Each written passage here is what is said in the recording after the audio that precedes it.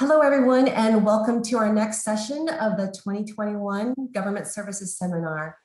First, let me introduce myself. My name is Denise Lippener. I am the Risk Advisory Service Industry Leader at Cherry Bekaert, and I will be hosting our third session of the day. I'm happy to welcome Bryce Gartner, who is a principal with Cherry Bekaert Digital. We will have a discussion on the top 5 IT hot topics and explore strategic technology trends for helping organizations thrive. But before we get started, I am going to go through some housekeeping items. First, if you have any questions during the webinar, please type them into the chat window located in your control panel. We're going to leave a few minutes at the end of this session to answer any questions. Second, we ask that you keep your microphone turned off for the duration of this session. Third, and this one is very important, to receive CPE credit, you must join via Zoom's desktop application or the Zoom mobile app, not your web browser. If you are currently using the web browser, please log out now and download the Zoom app by visiting zoom.us/download. And finally, CPE certificates will be issued via email within 10 days. If after 10 days it has not been received, please email cbhlearning@cbh.com. Again, the email address is cbhlearning@cbh.com. A recorded version of this webinar will be available in about 1 week. It will be sent via email and posted to our website. Please reach out to us if you have any follow-up questions regarding today's topic or any other aspect of your business. We are here to help.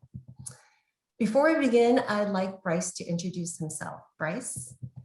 Thanks, Denise. I'm glad you could all join us today. My name is Bryce Gartner. I'm a principal at Cherry Bekaert in our digital advisory group. I head up our digital platform and analytics team, where we really focus on helping people make the most out of their digital transformation, their analytics, and putting technology to work for them in their journey. I'm also lucky enough to be an adjunct professor at Duke University's Fuqua School of Business, the graduate program there. I teach analytics through visualization as a core class in their master's program. So I'm excited to be here with you today and have a really good conversation with Denise about what's happening in the trends in IT. Great, thank you, Bryce. So today we will discuss 5 areas that are at the top of the minds of leadership in most organizations. Bryce is going to share his insights, and we're going to discuss what we are doing to help our clients navigate these technological opportunities and challenges. But before we discuss our first topic, we have a polling question for you all. The question is, do you currently share metrics and statistics with your constituents? If you can answer that polling question, that would be great.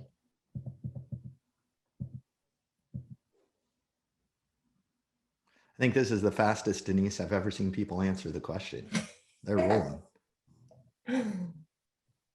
All right. So it's interesting. Are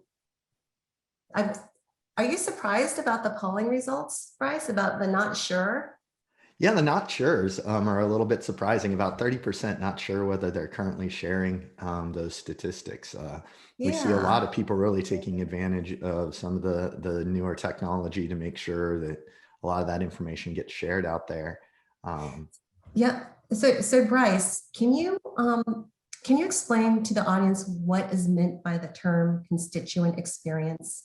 Yeah, absolutely. So it's very interesting as we think about constituent experience. When you translate this out of kind of the state, local education, government sector, people a lot of times think about the consumer experience.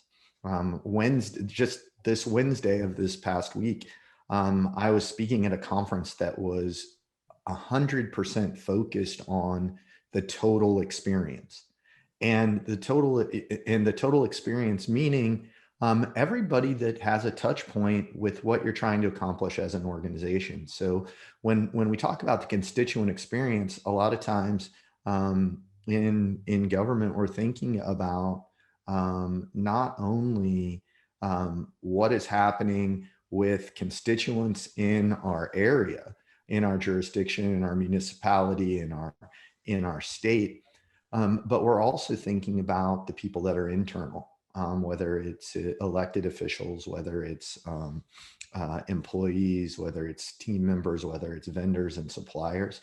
We have this concept of understanding that everybody has some sort of experience with our organization, and managing that experience is critical to success. So we think about our external constituents as very important consumers of information, of our services, of the different things that we provide. And we need to think about how those interactions happen, what happens at those touch points, and what information is getting shared, and how we can ultimately manage what that experience looks like. As we think about what we do in our daily lives and the other places where that comes into play, then as we do that, we look at how we can move ourselves forward, right, in every touch point we have with a constituent. And to do that, a lot of times, leveraging what's possible with technology helps us manage and understand the impact of those experiences. And so that's what we think about when we talk about constituent experience. Okay. Thank you, Bryce.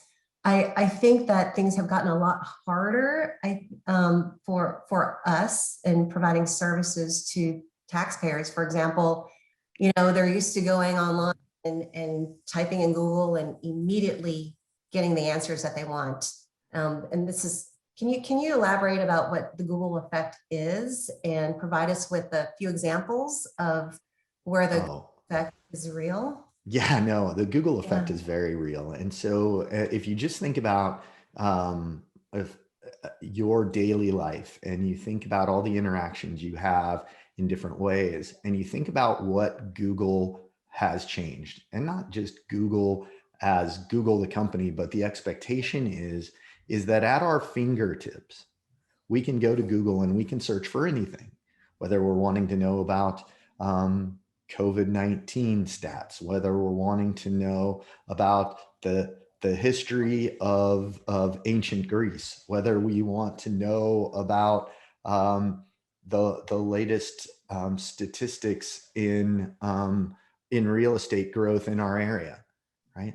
All of those things, the general consumer, our constituents, taxpayers, however you want to look at them, we're so used to being able to type in an answer. And Google for so long put up in their search results that we found 1 million results in 0.001 seconds, right? They used to actually have that up on the search results. And what that has built is this expectation, the expectation that when somebody is looking for something in an interaction with you, in an interaction with your organization, that their expectation is that they're going to be able to have that same simple ask a question, get an answer, get results that are collated for them to easily work their way through and distill down to get to what they want. So when we think about someone who wants to come in and understand, as an example, what their property tax bill is going to be, they want that same ease of finding the information. When they think about wanting to get in and understand how a new regulation in a municipality is going to impact them, or how a change in school districting changes could potentially impact them, they want that same simple experience with a quick answer at their fingertips that's going to let them explore and get to the answers that they're looking for.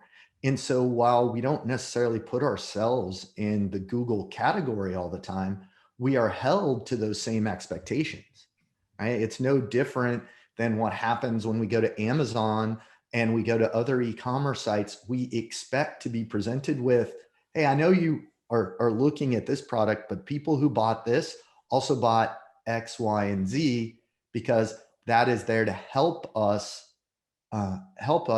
make better purchase decisions. Or it's not just to buy more, but it's also the concept of not forgetting another component that I need to go along with what I've purchased, right? And so Yeah. the expectation has been set through Google and Amazon and all the different items that we've experienced over the last 20 years. It seems unbelievable to say the last 20 years, but at this point, the last 20 years, it's just built an expectation of how interactions and how an experience is graded essentially by the end consumer constituent, and that's what we have to live up to. This sounds like a very daunting challenge. Can you provide a real life example of what an organization has actually done to help improve the constituent experience? Yeah, absolutely. So we worked with a university system, and we actually we started. And one of the things that's key is to start small. Start identifying where those touch points are, and then start identifying ways to get at what each touch point represents as part of the overall experience. So the example that I'm going to give is we were working with the university system, and we started working with one specific part of the university. It was one of the schools, and in that school, what they wanted to do, knowing they're in a very competitive landscape, knowing that they really want to push to make sure that their students work their way through the process, that their professors and staff are getting really good feedback on what's going well and what's not. They endeavored to find out what the true experience was for the life cycle of a student.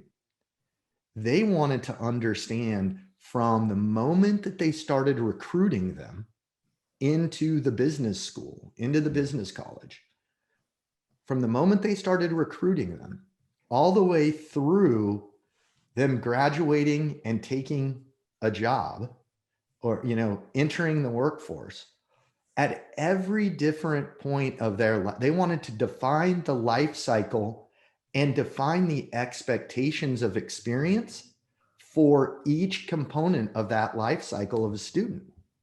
And so what we help them identify is at every one of those critical points, what were some of the key questions that they needed to answer to really understand what the expectations of the experience were, and then how to gather some of that feedback, whether it was in the middle when they were students, what kind of surveys were coming back on professors and course outlines, and then satisfaction with the course, also looking at how grade distribution was, looking at all the different components of the experience and aligning each of those things, so then they could refine the experience and improve it with every cycle.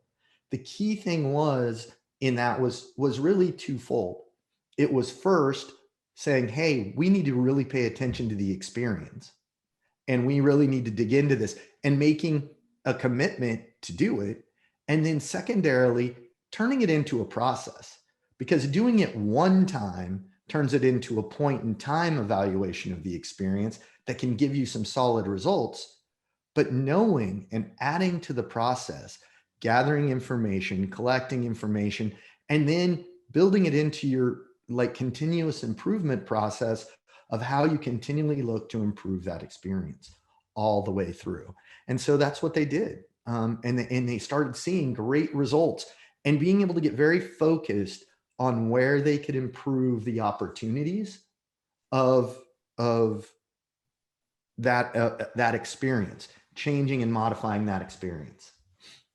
I can see how you could spend all day talking about this. It's fascinating. Unfortunately, we don't have all day. So let's move on to our next topic area. And we have another polling question for you. All right. Yeah. Have you or your organization ever had a data breach or been a victim of a ransomware attack? And remember, when you respond, your responses are anonymous. So feel free to provide an accurate answer. Again, it's about how your organization ever experienced a data breach or a ransomware attack.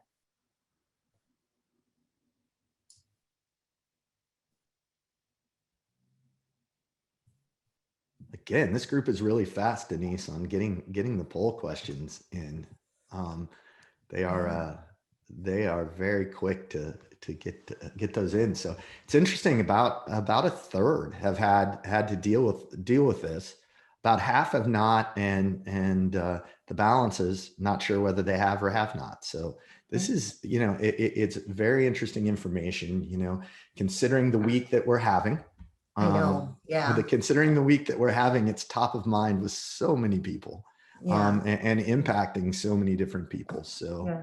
Yes. I mean, great. I'm not sure if everyone was aware of this, but probably by now you've heard in the news that this past Wednesday, President Biden signed an executive order to improve the nation's cybersecurity. This was spurred on by cybersecurity incidents such as SolarWinds and more recently the Colonial Pipeline, which was the target of a ransomware attack that forced it to shut down operations. And living here in Virginia, I am seeing firsthand the effects of the panic that has arisen due to the pipeline shutdown. I mean, most gas stations here have no gasoline, and those that do have long lines of cars waiting to gas up. So huge impact. And from a state and local perspective, so far, 32 state and local governments in the US have come under ransomware attack.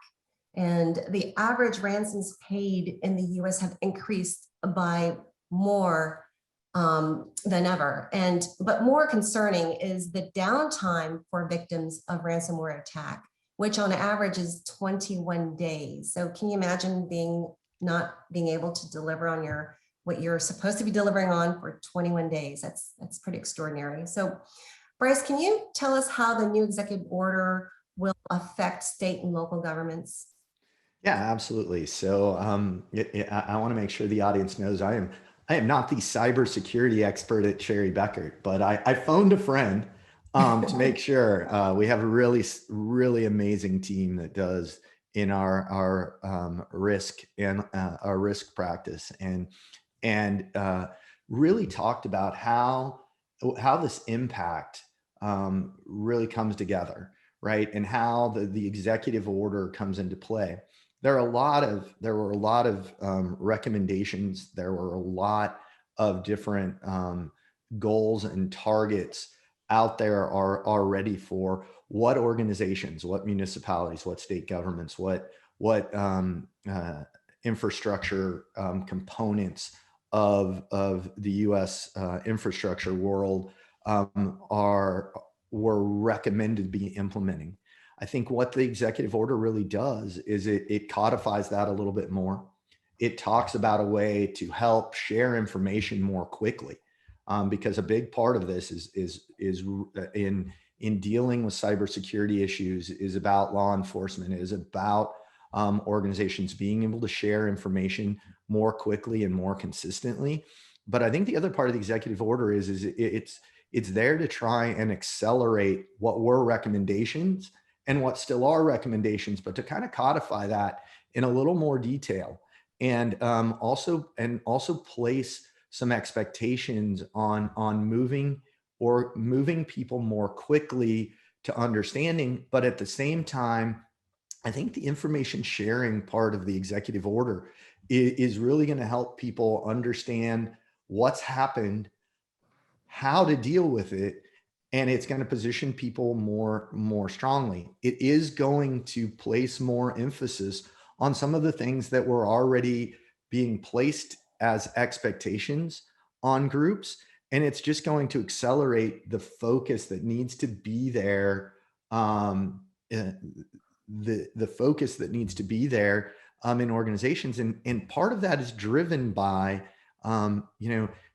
it is so top of mind this week, especially like you said, Denise, you're in Virginia, I'm in North Carolina. the lead story in the news is that 72% of all the gas stations don't have gas this morning. And so as we think about these things and we think about the impact that has, and that's what's driving the increase. But the two examples that you gave, this year, the number has just increased exponentially. And if you see what's on your screen, I think what's most important to understand is we've also been impacted in the last 12 months very much by the pandemic.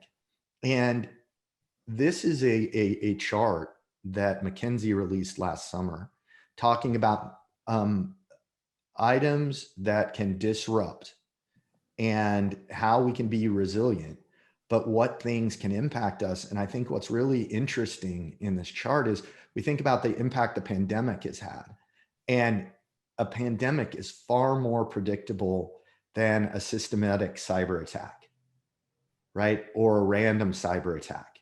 We don't think about pandemics, just in general as being predictable, but comparatively speaking, they come in cycles. We see them. You can look through history and know at some point there's going to be one. In not necessarily to the scope and scale of what we saw in 2020 and into 2021, but when we think about cyber attacks, they are far less predictable, but can be just as costly to individual organizations. So the executive order really drives it.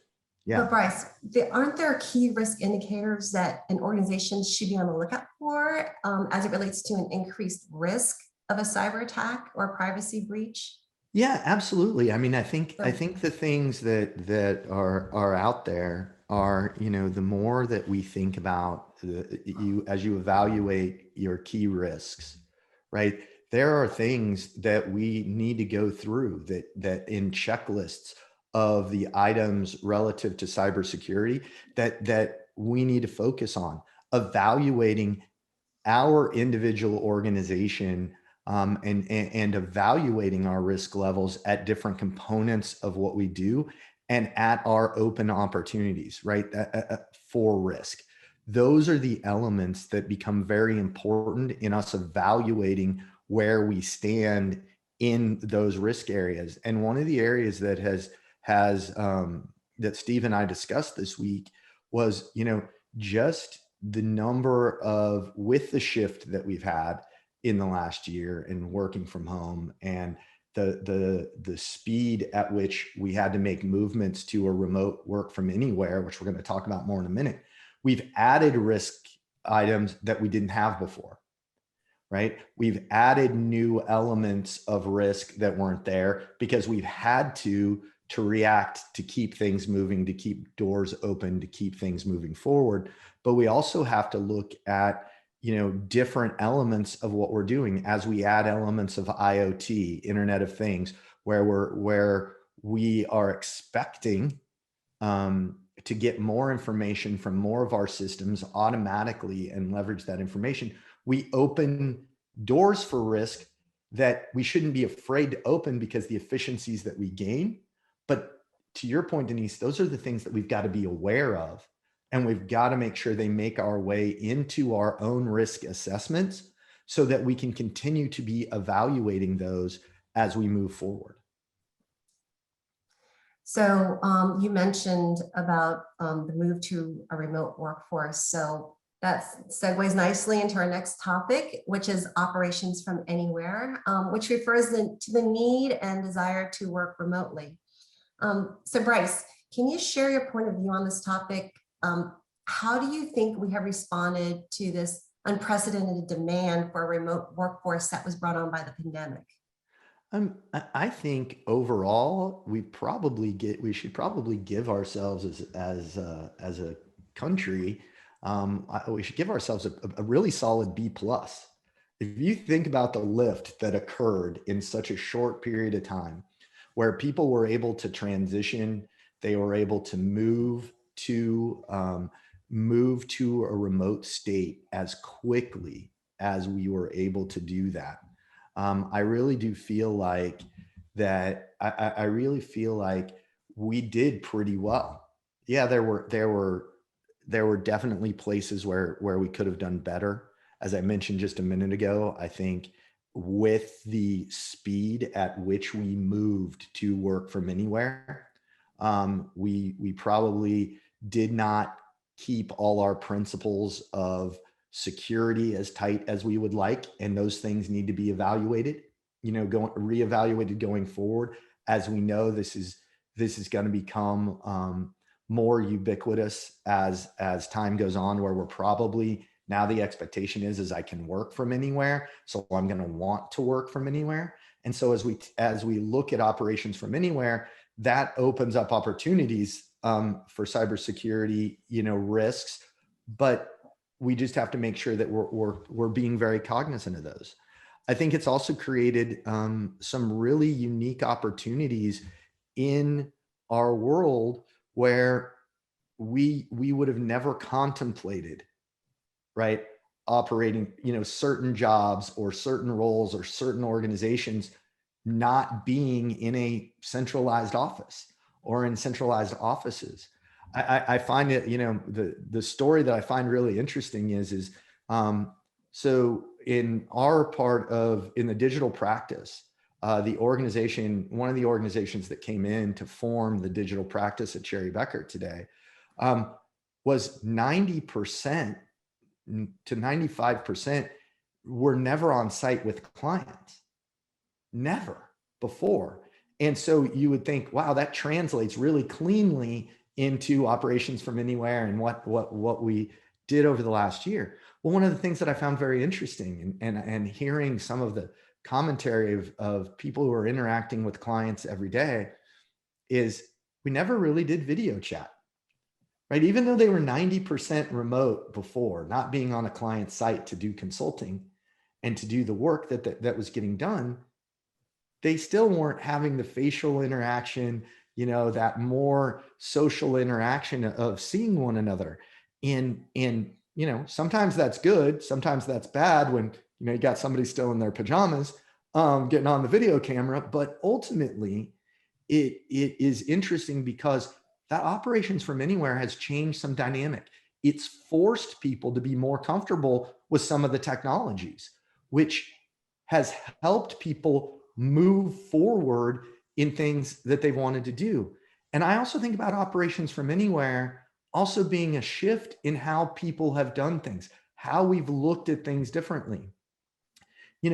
Outside of, just this group in the government space, but you think about if you would have told a restaurant a year and a half ago that they could be just as successful and no one would set foot in their building, they would have laughed you out of, their office.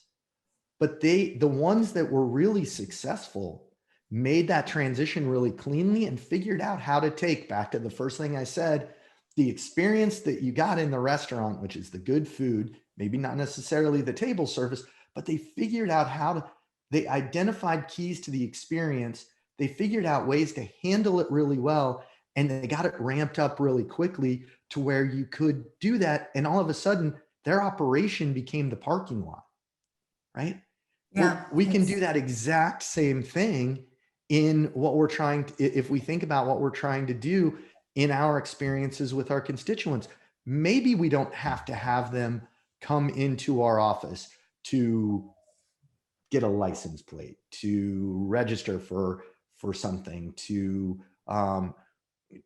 get more information on things, as we start to think about how these all flow into how do we draw the analogies to some of the people that have made not just a remote workforce working from our office at home. How do we think about taking our operation to our constituents in a different way? Yeah, it's like thinking outside the box. Unfortunately, with the government, we have compliance issues, we have policies and procedures we have to follow. And so unfortunately, it's hard to be as agile, I think. And I know some agencies, unfortunately, have been slow to react to change to the remote workforce mindset. Case in point being there's some agencies that are still requesting the need for wet signatures. So Right. Until we can, the compliance aspect can catch up with things, I think you're going to see some sort of inefficiencies still. Absolutely. Yeah, And those, but but those are the hopefully, things that I think are getting challenged, right? yeah, I think those are the yeah, things that are really getting definitely. challenged. I read an article just the other day on several of those type of things, you know, signatures and compliance, as well as you know, as well as just that expectation that there's going to be somebody in an in-person face-to-face conversation, and how, you know, groups that really look at the future and where they were on what the horizon was for those things getting dealt with was 8 to 10 years, have really compressed those down to 3 to 4 years, right? Because they're being forced to be addressed in certain situations. Right, right. But you know, and an interesting observation is I was moderating an enterprise risk management workshop recently with government officials and staff, and everyone agreed that people were more productive working from home, but productive more in an operational manner rather than a strategic manner. For example, they were more productive in the number of emails read and responded to, the number of video meetings attended. But the question is, you know, whether or not anything more strategic than keeping the lights burning, so to speak, is being accomplished. Yeah, I mean, absolutely. I think that you know, I think there was another article I read that talked about that is one of the things where we get a B plus on enabling, right? Mhm. We probably get a C or a C minus on, you know, on that longer term vision, because it has become very tactical in, we got to get this done. We got to have this conversation. We got to do these things, just to your point, to keep the lights on. And the shift with to operations anywhere has been very, as the title implies, very operational. Yeah. Make it happen. We can continue to make things happen, but have we really kept our eyes up and looking beyond how we get through, you know, the next month, the next 2 months, right, Yeah. and beyond. And that's what I think, as we start to see some of this settle down, we get some comfort level with things, and as people not just return to the workplace, but as we start to see that people's comfort level of all of the, what is the new normal, of how we start to then leverage some of the tools and capabilities that are out there, on tools that you know, were really only for people who were you know, who are really advanced on the tech side, right? Things like Mural and other collaboration tools that help you like recreate what you used to do in a boardroom on a whiteboard, but do it virtually. And people getting comfortable with those technologies as those things happen. So Yeah, yeah. Let's move on to the next topic in the interest of time. Resiliency through automation and interchange. Bryce. wait, hold on, we got to do the poll question first, Denise. Oh, well, yeah. Okay, we can do the poll question next. You want to take it? Yep. Which video Okay. collaboration service is your favorite? I love the fact we've got a big group of people voting for that are tired of video meetings. They don't want to pick a favorite.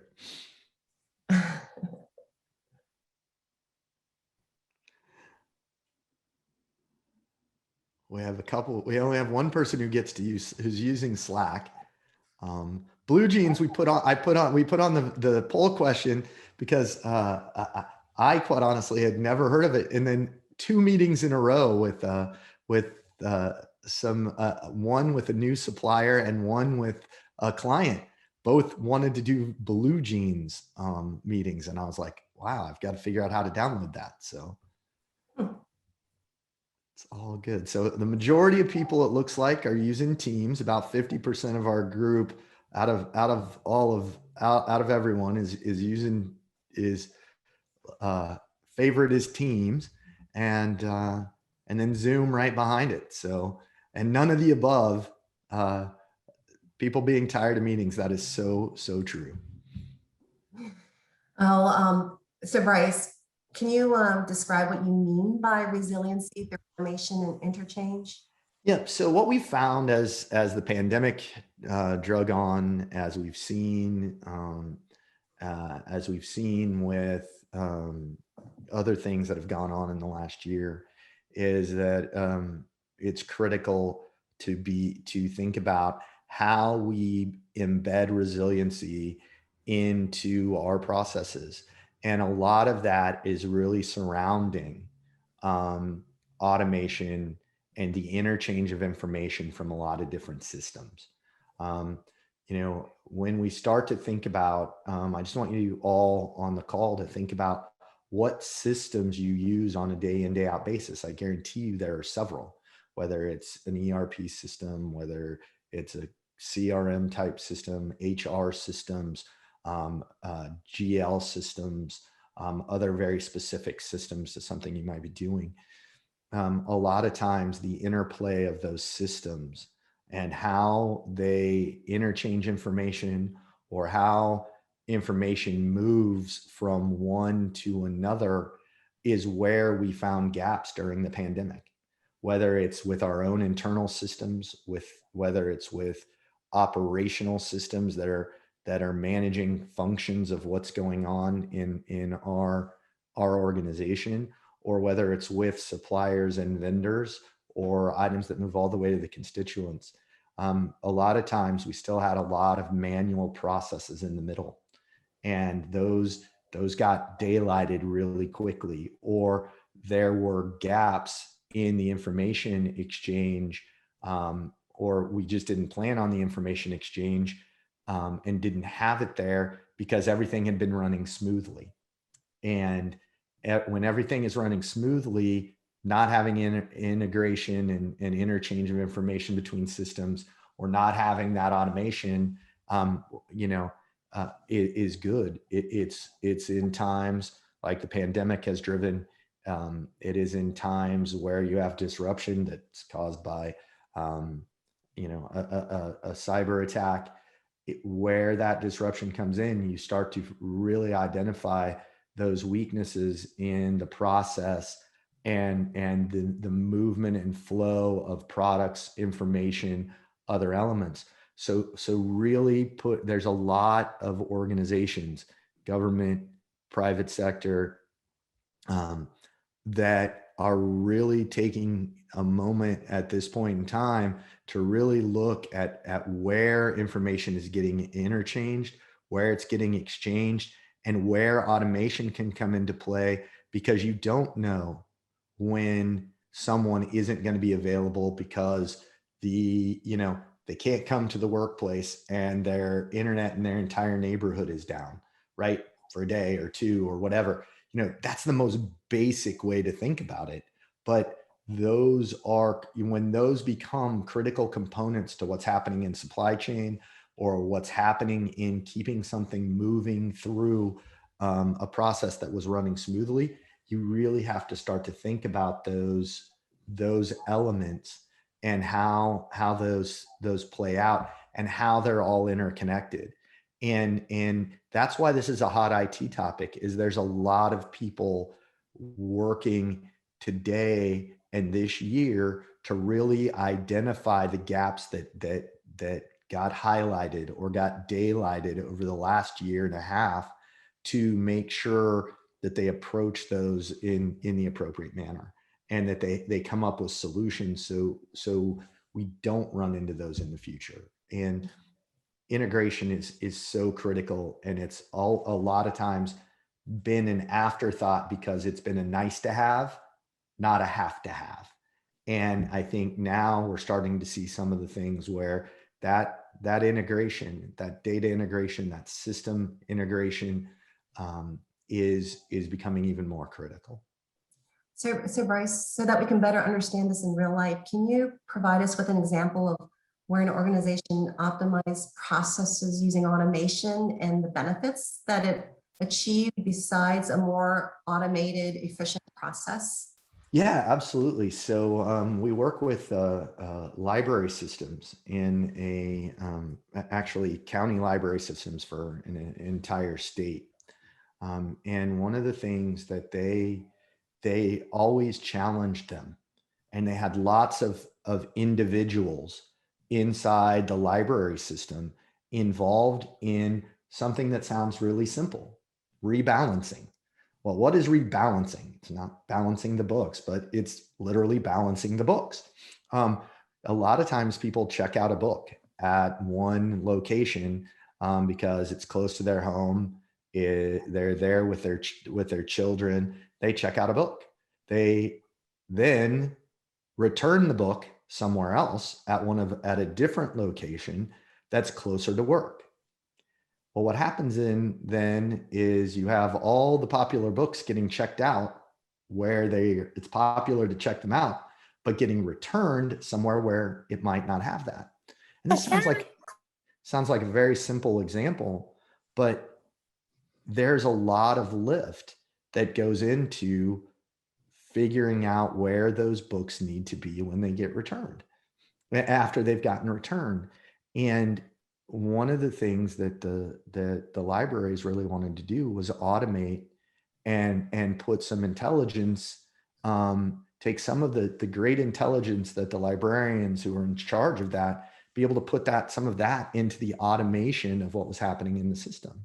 And so they were looking for a solution that we helped them architect around how they could just take all of the data that surrounded books getting checked in and books getting checked out, and add a layer of automation and intelligence so they could just, as books are getting checked in, as inventory is changing at different branches, that they could, on a daily basis or on a couple of times a day basis, really evaluate where the inventory needed to move. I mean, when you're talking about a collection of hundreds and hundreds of thousands of titles, that becomes a very complex process. And when it gets automated, it makes it much cleaner for making sure the different titles are where they need to be when they need to be there. So let's touch on artificial intelligence and machine learning, since that's the next step, I think, with automation. So you're hearing more and more about this. How pervasive do you think this will really be for state and local governments, especially given the fact that most organizations are struggling to find funding to invest in new or upgrade existing technologies? Yeah, I think upcoming, it's going to become very important, and it's also going to become very real. And when I say very real, I had a conversation the other day with in a presentation. We were doing a panel and we were talking about this, and we were digging into this a lot. And we were talking about the fact that the opportunity is really starting to accelerate, where it doesn't take the same level of funding that it took 5 years ago, that it took 3 years ago, that it took even a year ago. And it doesn't take the same extensive systems and system implementations to start to do start to apply some of the basic fundamentals of AI and ML.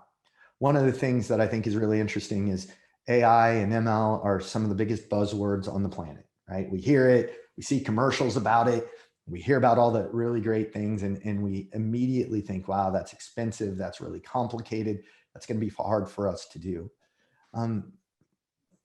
At the end of the day, we're doing some complicated math, and we're putting into place some complicated math. And there are starting to be systems that help us, that are not expensive, that are not complicated, that are even, some of them are cloud-based. Some of them are part of other platforms we're already using. A lot of people don't look at the depth of what an AWS or an Azure brings to the table.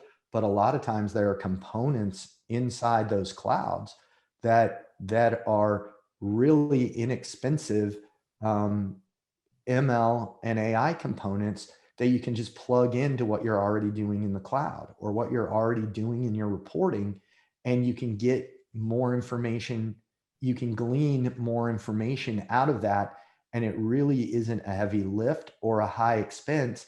And we're getting to the point where some of those models are where you can plug into them and it will help you identify the best models for your set of data. And so you don't have to have, high powered data scientists looking at everything and building a model from scratch. You can leverage the work that other people have done, and you can essentially pay by the drink.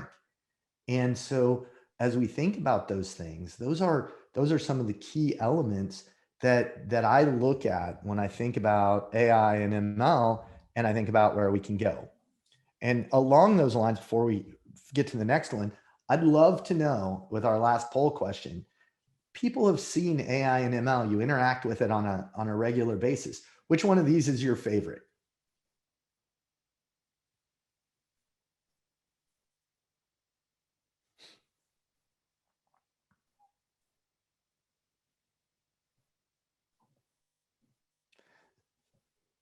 Again, this group is amazingly fast at answering. There have been times I've done these presentations where we're getting CPE and I've got to drag answers out of them.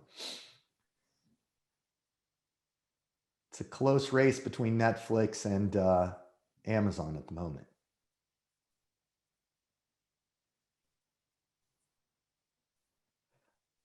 All right.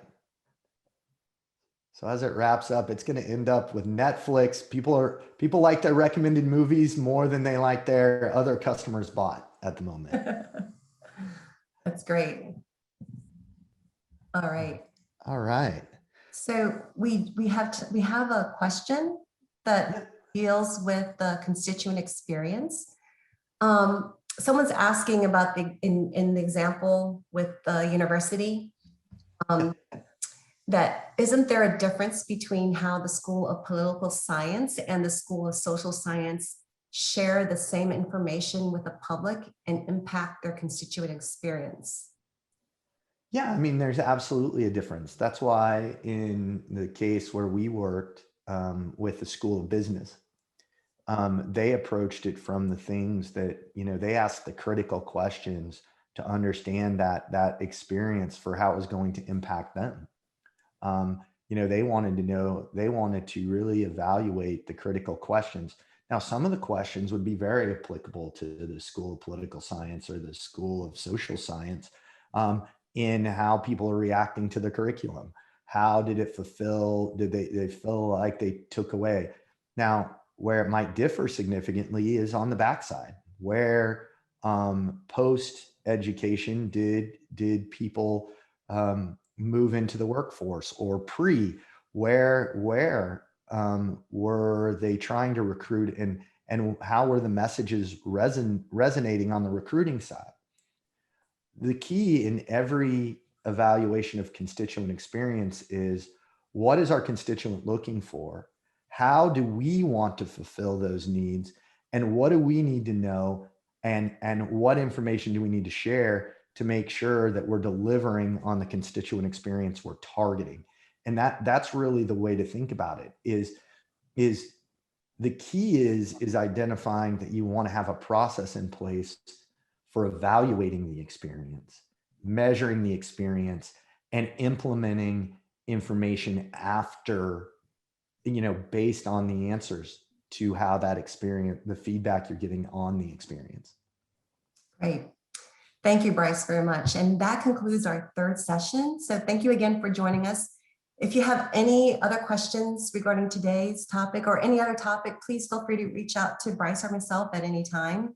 We really value your feedback and ask that you take part in a short survey, which is now posted in the meeting chat. Our last webinar session of the day, benchmarking survey, will begin after lunch at 1 p.m.